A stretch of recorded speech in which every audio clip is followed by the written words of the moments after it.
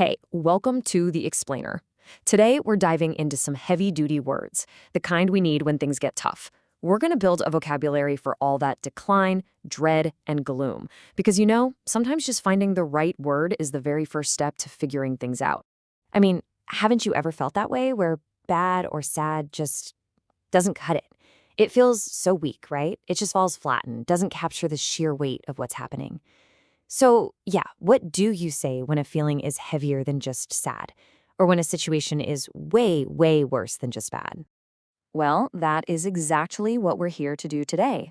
We're going to arm you with a much more precise vocabulary for all of life's downturns. Because think about it, when you can actually name something, really name it, that's when you can start to wrap your head around it. So, let's get into it. All right, for part one, we're going to start with the inner world. That internal landscape of feelings, the suffering, and the struggle that can be so, so hard to actually put into words. Okay, first up, anguish. Now, this is not your everyday sadness, not by a long shot. Anguish is profound. It's that deep, gut-wrenching pain you feel when faced with a real tragedy.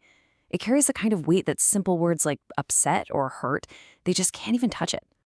Now, let's look at two really distinct types of suffering here. If you're aggrieved, you feel like you've been treated unfairly. It's a feeling of injustice, of being wronged. But being bereft, that's completely different. That's about a deep, hollow sense of loss. You can be bereft of hope, or tragically, bereft of a loved one.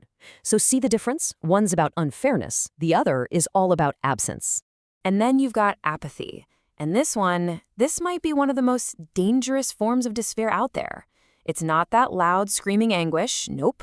It's the quiet, creeping emptiness that happens when you just stop caring. When you're apathetic, you've completely lost the energy to feel anything. It's a total emotional shutdown, and that's a really scary place to be. So check out this quote. It really captures our next word. The most abject poverty is a state of utter hopelessness. That word, abject, it describes the absolute lowest of the low. The most miserable, degraded state you can even imagine. You hear it all the time, right? Abject poverty, abject failure, abject misery. It means you've hit rock bottom and there is zero hope left. Okay, so we've talked about what's going on inside. Now let's shift gears for part two and look at the outer world. The actual conditions and situations that can cause all that despair in the first place. So what do you say when something is just terribly, terribly wrong? Well, here are two great options. Abysmal and appalling. Abysmal makes you think of an abyss, right? A bottomless pit of badness. A sports team's performance could be abysmal. But appalling, that adds a whole other layer of shock and horror. An abysmal performance is just really, really bad. An appalling accident is horrifying.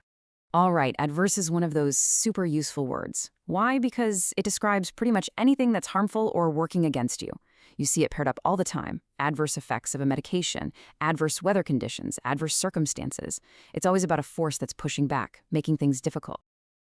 Sometimes the problem isn't that something's actively bad, it's just empty. There's no substance. That's where Arid and Banal come in.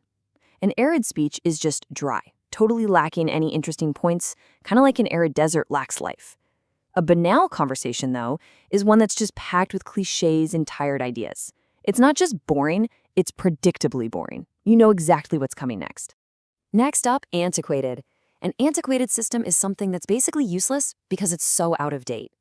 It's not just old, it's old and it just doesn't work anymore.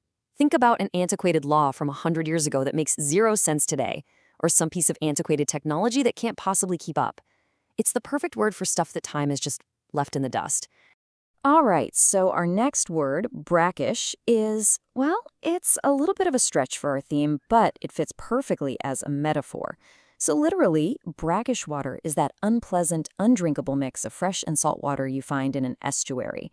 But metaphorically, you can use it to describe a mood or an experience that feels tainted or impure, like the brackish atmosphere at a really tense family gathering. Okay, let's move into our final section, part 3, the process of decay. Here, we're going to look at the action words, the verbs and nouns that describe how things actually fall apart, get smaller, or just get shut down. So let's look at two totally different ways something can diminish. First, abate. When something abates, it becomes less intense. A storm can abate, a fever can abate, even a controversy can abate. But to atrophy, that means to waste away because you're not using it.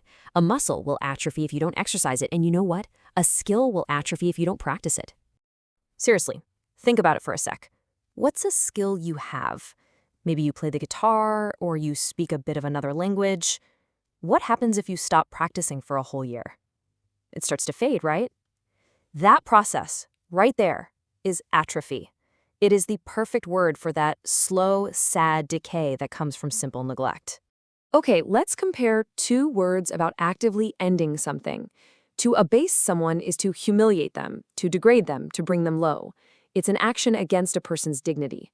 But to abort a mission or a plan is to stop it early because of some kind of problem. See, one is about hurting a person, the other is about stopping a process. This table is super helpful for sorting out 4 really key nouns that are all about decline. So a bane is the cause of your misery, like noisy neighbors are the bane of my existence. A blight, though, is a widespread problem that spoils something, like urban blight. A blemish is much smaller, just a tiny flaw that spoils the appearance.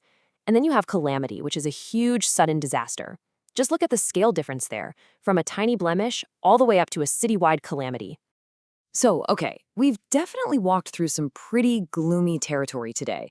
It makes you wonder, right? Why are we even spending time learning all these words of despair? What's the point? What's the real value in this? Well, it's actually pretty simple. The better your vocabulary, the clearer you can think. I mean, when you can actually tell the difference between feeling aggrieved and feeling bereft, you understand your own emotions on a whole new level. And here's the most important part. You can't fix a problem if you can't even describe it accurately. Having the right words, that precision, is what gives you the power to act. So I'm just going to leave you with this final thought. If we arm ourselves with the right words to describe these landscapes of despair, aren't we also kind of drawing ourselves a map to find the way out?